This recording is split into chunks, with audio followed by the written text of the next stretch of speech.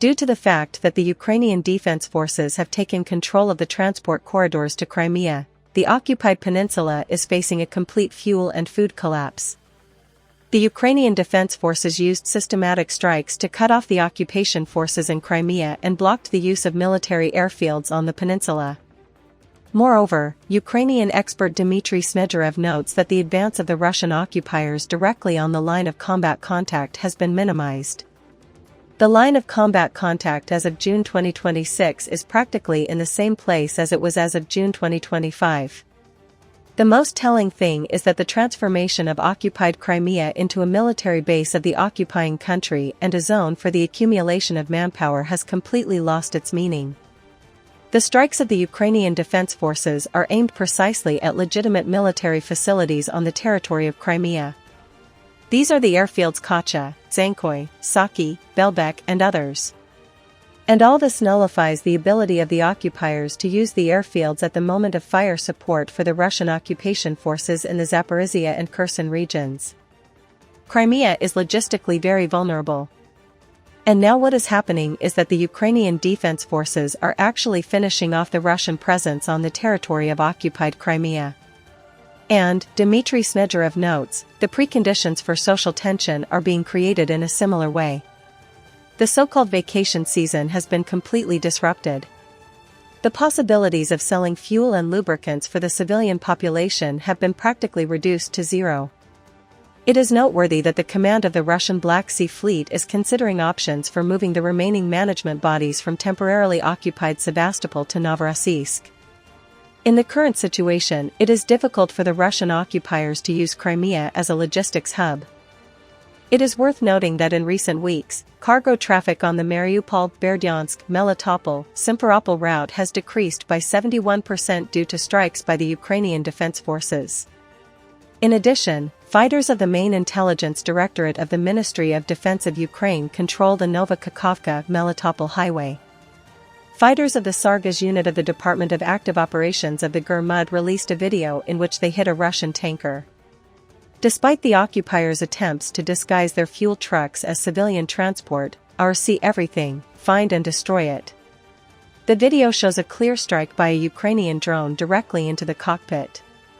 And the cherry on the cake at the end, the moment when a spectacularly fried occupier falls out of the burning truck on the move, the report says. It was previously reported that in the area of temporarily occupied Dzhankoy, the Russian army is massively repainting military vehicles in blue, white, and red. Vehicles that previously had standard military colors are now being tried to pass off as civilian. Previously, Russian troops used Crimea to accumulate personnel, fuel, lubricants, and ammunition for subsequent redeployment to the front line in Zaporizhia and Kherson regions. Now this opportunity has been completely neutralized. Due to the actual blocking of the logistics of delivering goods to the peninsula and the lack of fuel for transportation, social problems are already being felt. The summer resort season in Crimea has been completely disrupted. This is a colossal blow to the economy of both the peninsula and Russia. And in general, the main thing is that all this is a serious image blow to Putin. After all, Crimea is a sacred place for Putin. And the fact that the Ukrainian Defense Forces are now successfully isolating the occupied peninsula is, first of all, the realization by the Russians that Crimea has not returned to its native harbor, as the Russian dictator said. On the contrary, prerequisites are being created for its deoccupation.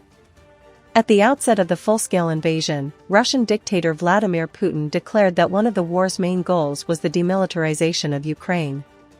However, 4 years later, the result has been the opposite. Instead of weakening the Ukrainian army, Russia has fostered the emergence of a powerful military force with modern technology and significant combat experience. Columnist Peter Dickinson writes about this in an article for the Atlantic Council.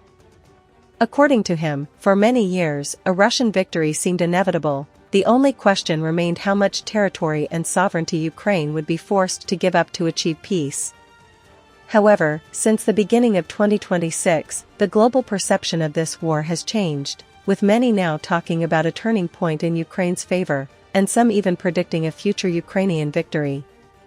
The author noted that this was not the result of a single event, but rather the gradual transformation of Ukraine into a military power capable not only of containing the Russian army, but also of striking targets far beyond the front. The shift in perception of Ukraine from a military weakling to a regional power can be traced back to 2014, when the Russian invasion began, Dickinson writes. He emphasized that 12 years ago, Putin allowed himself to attack Ukraine because he was under the impression it was defenseless. And yet, as the Observer put it, the Russian dictator wasn't entirely wrong, as the Ukrainian army at the time consisted of only a few thousand combat-ready troops. Ukraine was ultimately saved in 2014 by a mass volunteer movement, in which people formed volunteer battalions to fight the Russian invasion.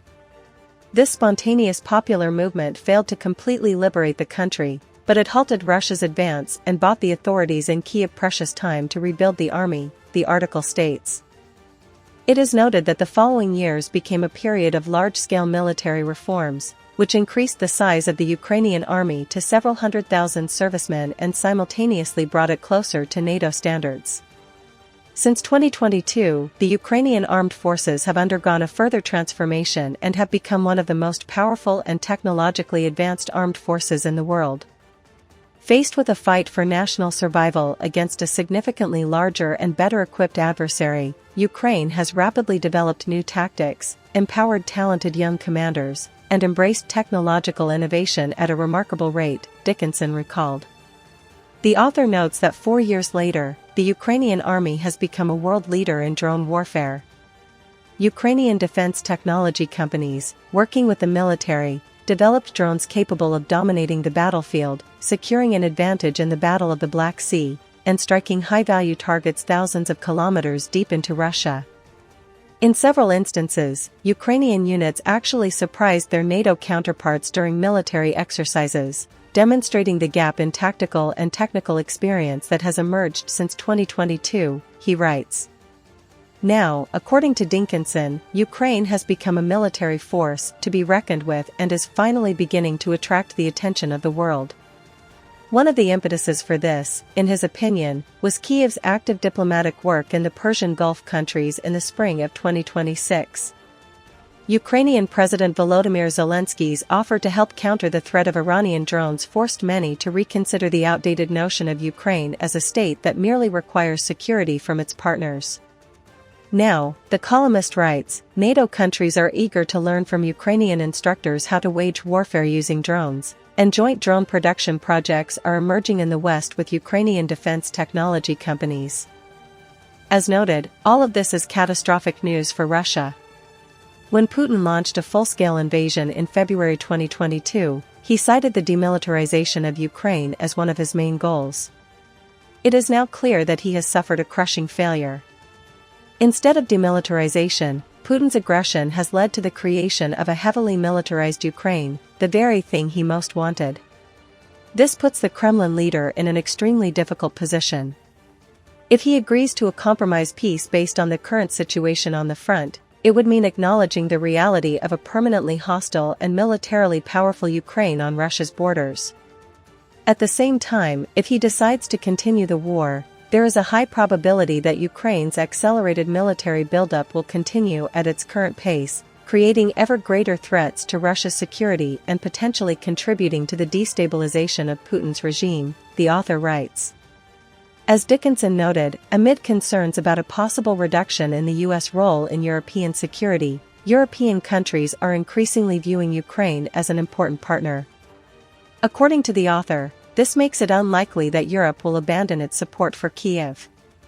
On the contrary, European states could accelerate Ukraine's integration into their own security systems, and Ukraine itself could eventually cement its status as one of the main guarantors of stability on the continent. In other words, there is now a high probability that Putin's invasion will lead to the outcome he most feared and sought to prevent, the Observer concluded.